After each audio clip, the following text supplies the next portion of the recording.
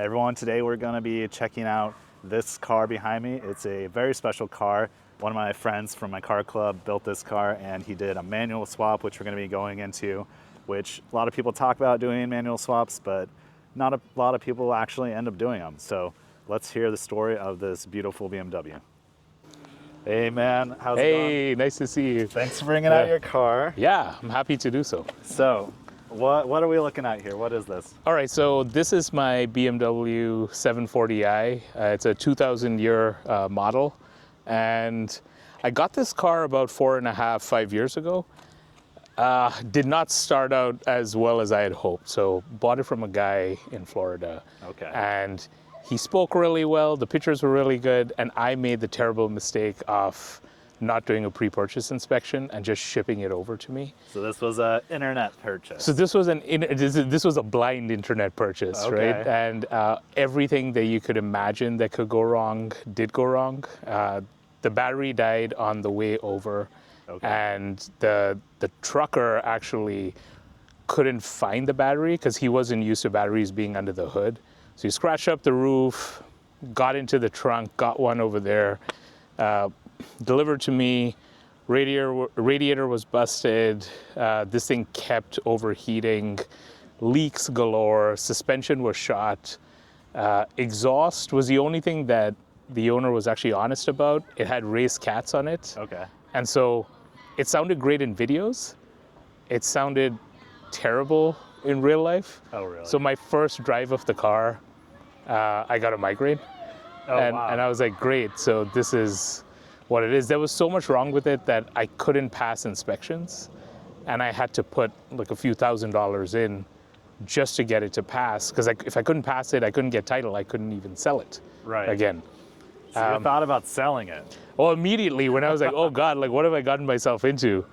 I thought about that, but I'm really happy that I kept it. Oh yeah. My very good friend who runs Boyd Motorworks has been every step of the way with me, and we've sort of rebuilt pretty much most of the car. So completely brand new suspension under the hood, all the cooling systems, all the gaskets, everything that you can think of has been rebuilt. The timing chains were done before I got the car, not from the previous owner, but the owner before them.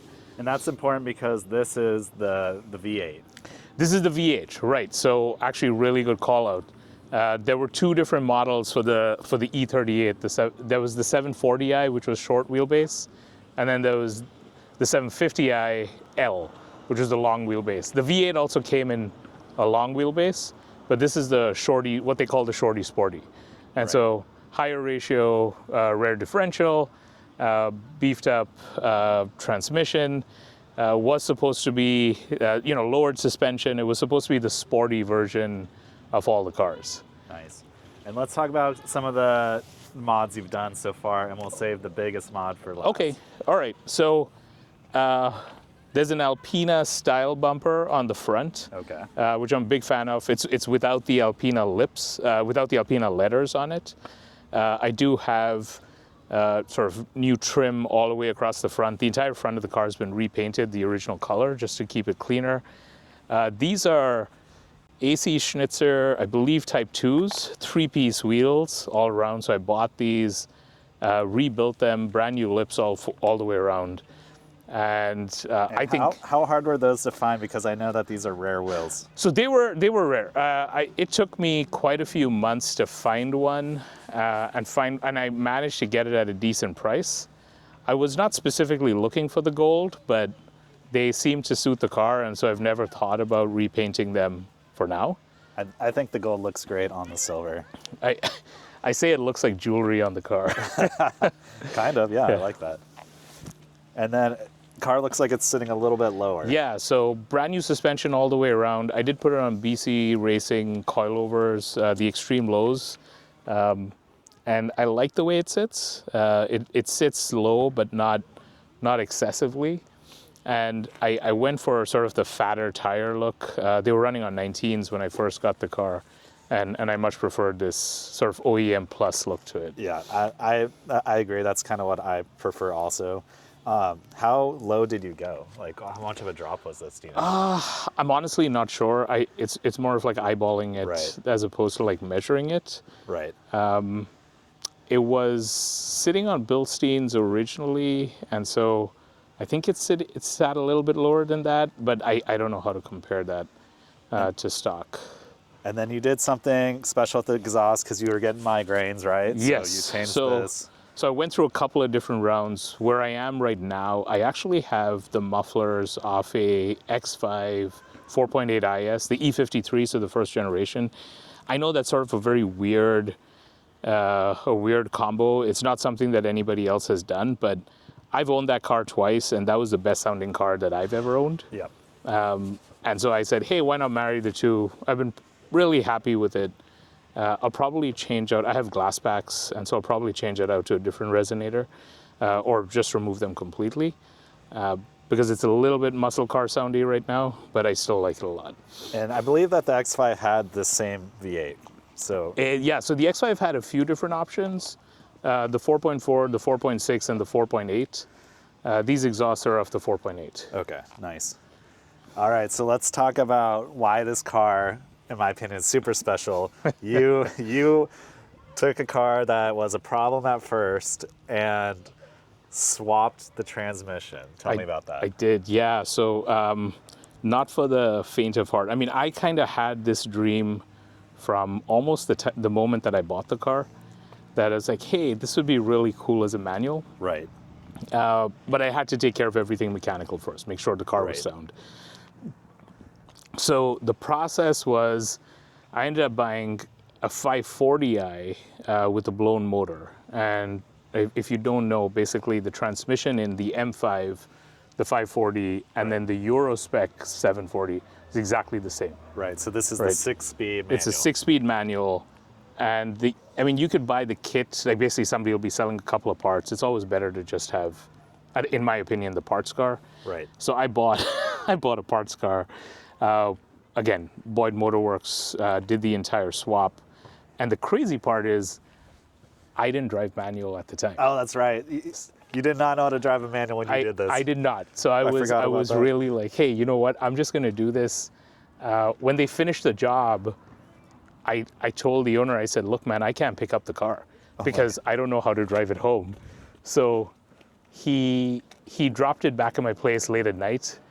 He gave me a 20-minute driving lesson and then left me to do my own thing. And you made it home, right?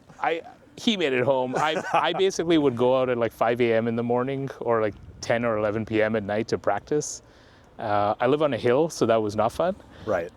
My driveway is also steeply inclined, so I would just park on the street because I couldn't get up the driveway for the first few weeks.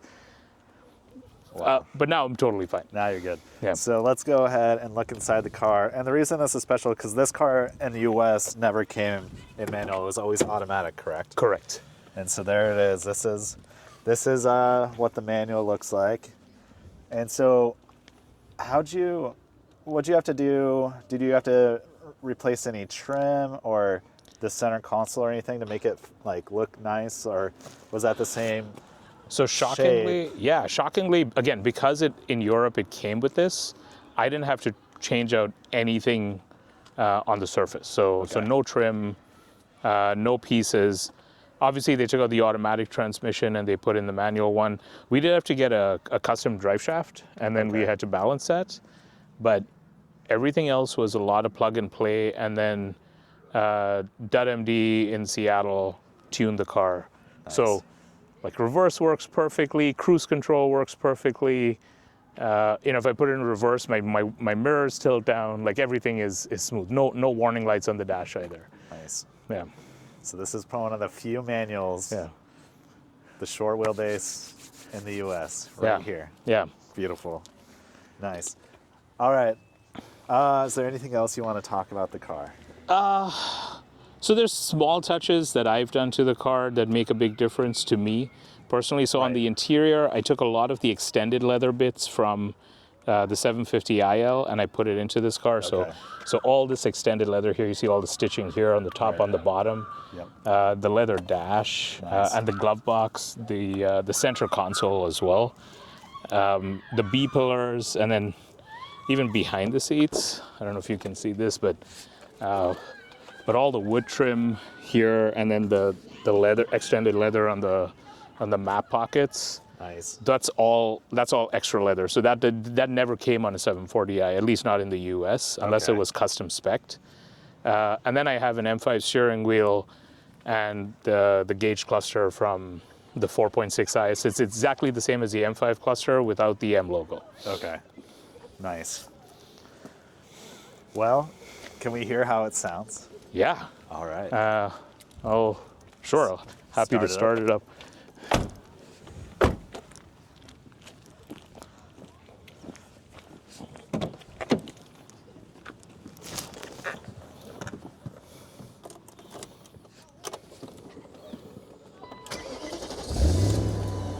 Nice.